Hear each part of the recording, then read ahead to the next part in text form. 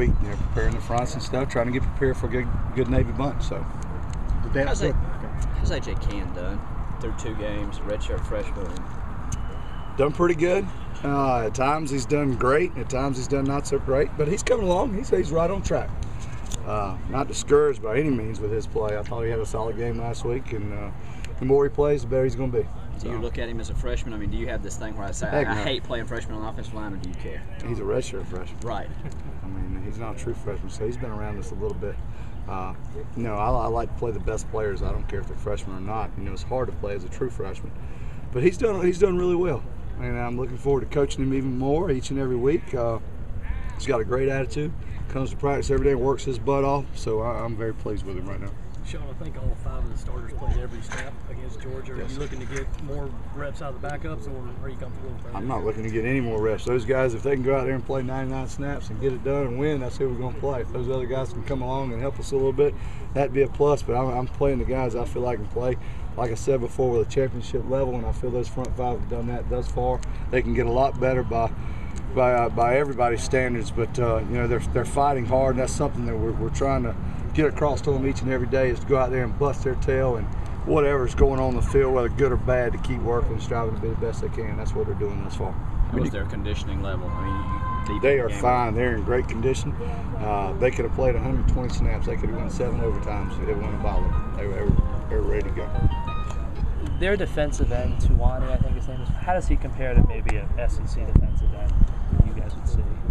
I mean, of course, the size is a little bit different, but I think these guys play with tremendous effort. I mean, they're relentless pursuit. I mean, they're going to track you down from one side of the field to the other side of the field. So that may be the difference. You see some guys, and it's across the country, but some guys maybe would just play their play and not chase you down. And not these guys are just they're passionate about getting to the ball, and that's something good defenses do. That run to the football. That's the hardest thing I think to teach a defensive player, and I don't even coach it, but guys that run to that football, you got to be worried about them because they're going to get you from all angles. You got to block. You guys took charge late in the game on the ground. Were you pretty pleased with what your line was able to do in terms of kind of paving the way for Marcus there? I was pretty pleased with what our football team was able to do there in the 4th quarter offensively for us. I mean, to be down and have to put together a drive and go to take over the lead and to do it the way we did it, confident, no panic.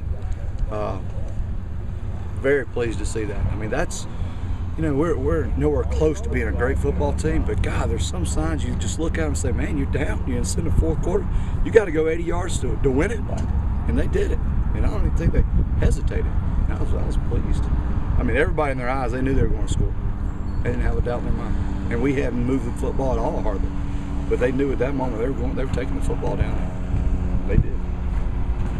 How's Cody Gibson been moving around? Is he ready to play? Yes, Cody is back, ready to play. He's been in and out of reps all week, so he's in good shape. He's ready to go. The passing statistics haven't been that good now. Is the pass blocking any part of that concern? I mean, certainly, if you give up pressure, it throws off the timing of your quarterback and your routes and things of that nature. It's a combination of things. I worry about them 5 offensive linemen protecting me. I don't talk much about the route running and things of that nature because I have no idea what they're doing. But I understand the protection plays a key role in the passing game. And if we can't protect them, then we're giving it up. I mean, we've got to do a better job of protection. I know that. So at times, has it been some breakdowns with that? Certainly. We played 2 football games. We played 2 football games. I think we've given up 2 sacks, probably 5 or 6 pressures.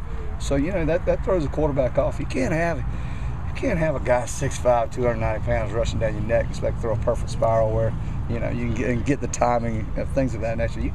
We've got to be better up front, and it starts with those front 5, whether we're running the football or passing the football. If those guys aren't playing well, we're not playing well. So we'll see. All right, thank you, Coach.